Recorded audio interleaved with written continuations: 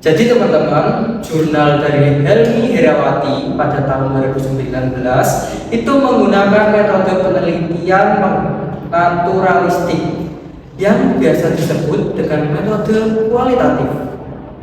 Sedang menurut Sugiono, penelitian yang digunakan untuk meneliti suatu objek alamiah sebagai lawan adalah eksperimen. Diaman peneliti adalah sebagai instrumen kunci penelitian ini, sedangkan jenis data yang digunakan adalah data kualitatif, yaitu data yang dibentuk kata, kalimat, atau skema dan gambar. Adapun sumber data penelitian ini dari data sekunder, yaitu sumber-sumber data yang tidaklah langsung melalui studi kepustakaan, catatan, dan buku-buku yang ada.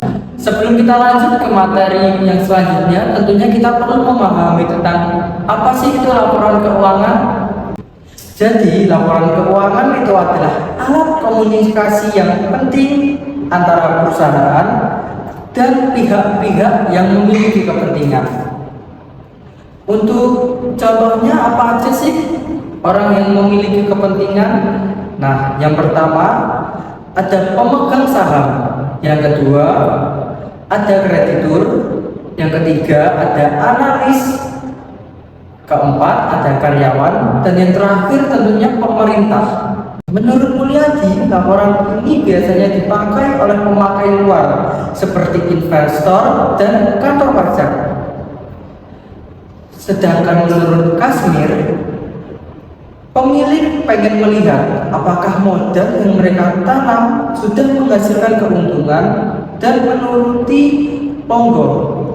Laporan keuangan itu dasar keputusan bisnis dan ekonomi. Seberapa penting sih laporan keuangan untuk menilai kinerja keuangan perusahaan? Tentunya laporan keuangan penting karena untuk menilai kinerja perusahaan dalam membuat laporan keuangan. Nah, jadi teman-teman, laporan keuangan ini bisa menjadi masukan bagi perusahaan sebagai dasar untuk pengambilan keputusan. Jadi teman-teman, kita juga perlu mengetahui tentang apa sih pentingnya pengertian laporan keuangan, bahwa pengertian laporan keuangan menurut Munawir adalah hasil proses akuntansi yang menjadi alat komunikasi.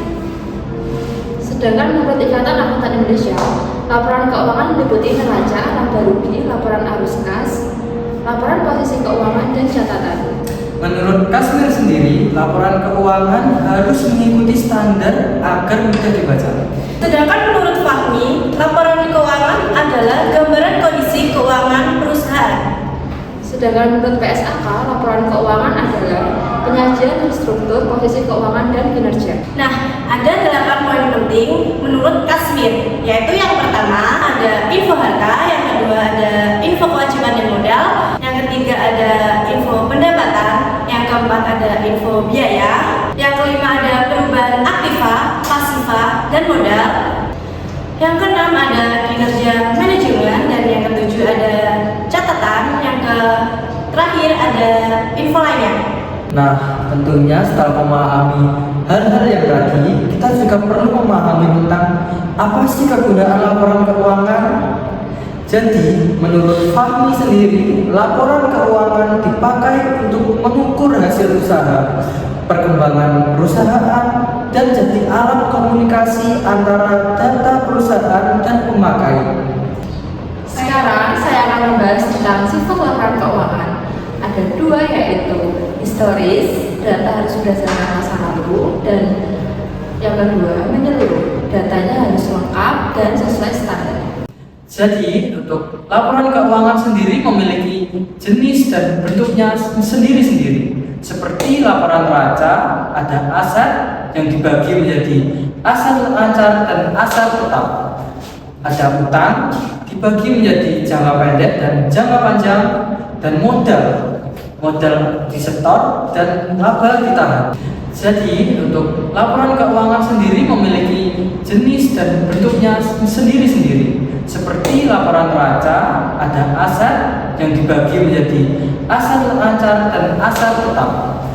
Ada utang, dibagi menjadi jangka pendek dan jangka panjang, dan modal disetor, dan laba ditahan. Sedangkan laporan laba rugi dibagi menjadi dua, yaitu single step dan multiple step. Menurut Jumain, kondisi keuangan perusahaan dapat dilihat dari modal, likuiditas, dan profitabilitas. Menurut Merdiasmo, kinerja yaitu efektivitas dan efisiensi di dalam organisasi. Kita juga akan memahami tentang PSAK nomor 1 2015. Dalam PSAK 1 2015 menetapkan komponen laporan. Di sini tercatat ada 6 yang akan kita pelajari, yaitu posisi keuangan, laba rugi dan penghasilan komprehensif lainnya. Yang ketiga ada perubahan ekuitas, yang keempat ada arus kas, yang kelima ada catatan, dan yang terakhir ada informasi komparatif. Apa aja manfaat dari penilaian kinerja itu? Yang pertama ada mengelola operasi perusahaan. Yang kedua, membantu keputusan karyawan. Dan yang ketiga adalah menentukan kebutuhan dari pelatihan. Yang keempat ada memberi umpan balik karyawan. Yang terakhir, dasar pembagian penghargaan. Nah, jadi selanjutnya kita akan mempelajari apa sih rahasia keuangan itu. Dalam rahasia keuangan, kita membandingkan angka laporan keuangan, yaitu ada 3. Yang pertama ada likuiditas, yang kedua ada solvabilitas, dan yang ketiga profitabilitas.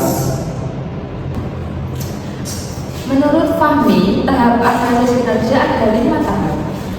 Pertama ada review data, 2 ada hitung, ketiga ada bandingkan, keempat tafsirkan, dan kelima ada pecahkan masalah. Sedangkan untuk peneliti untuk memahami pentingnya laporan keuangan, karena investor perlu memakai rasio untuk bahan menganalisis. Nah, setelah memahami hal-hal yang rumit tadi, tentunya kita harus memperhatikan apa sih pentingnya laporan keuangan. Jadi, teman-teman, untuk laporan keuangan itu penting karena dapat menjadi dasar perusahaan dalam mengambil keputusan-keputusan selanjutnya. Lewat laporan keuangan juga, manajemen bisa lihat bagaimana sih kondisi perusahaan, apakah sedang menguntungkan, apakah sudah efisien, atau malah justru sedang bermasalah. Jadi, pemilik juga bisa tahu sejauh mana model yang mereka tanam dapat berkembang ke depannya. Intinya, laporan keuangan jadi alat untuk evaluasi dan pertumbuhan perusahaan dari waktu ke waktu. Laporan utama ada neraca. Neraca menunjukkan posisi keuangan perusahaan pada suatu waktu, apa yang perusahaan miliki berupa aset, apa kewajibannya, dan berapa modalnya. Laporan laba rugi menunjukkan pendapatan, beban, dan laba perusahaan selama periode tertentu. Ada laporan arus kas, menjelaskan dari mana uang masuk dan kemana uang keluar, dibagi menjadi aktivitas operasi, investasi, dan pendanaan. 3 laporan ini saling melengkapi untuk menggambarkan kondisi keuangan secara menyeluruh. Laporan keuangan mempunyai 5 manfaat utama menurut jurnalnya. Yang pertama, untuk memberi informasi. Yang kedua, untuk membantu menilai kinerja. Yang ketiga, menjadi alat komunikasi. Yang terakhir, untuk menyediakan data historis. Nah, perusahaan juga memiliki gaya penilaian sendiri. Nah, selanjutnya adalah penilaian kinerja perusahaan. Jadi, perusahaan bisa melakukan dengan beberapa cara. Yang pertama, bisa membandingkan kinerja perusahaan dengan periode-periode yang sebelumnya. Apakah ada peningkatan atau malah penurunan? Dan yang kedua, kita bisa membandingkan kinerja dengan perusahaan lain dalam industri yang sama. 2 cara ini bisa membantu perusahaan untuk melihat bagaimana posisi mereka di pasar saat ini. Dalam pemrosesan laporan keuangan modern, banyak perusahaan memakai software akuntansi atau jurnal berbasis digital. Software ini mempercepat proses pencatatan, mengurangi kesalahan, dan langsung menghasilkan laporan keuangan otomatis. Jadi perusahaan bisa lebih efisien dan akurat dalam menyajikan datanya. Jadi dari materi sebelumnya dapat kita simpulkan bahwa Laporan keuangan itu menjadi alat penting untuk melihat suatu kondisi perusahaan, Mulai dari neraca, laba rugi, arus kas, sampai catatan keuangan, semuanya saling mendukung. dan lewat dari analisis rasio manajemen bisa menilai kinerja, membuat keputusan, dan memperbaiki apa aja dari permasalahan yang ada. Intinya, laporan keuangan itu fondasi evaluasi perusahaan. Tanpa laporan keuangan, perusahaan tidak punya arah yang jelas. sekian dari kelompok kami, kurang lebihnya mohon dimaafkan. See you.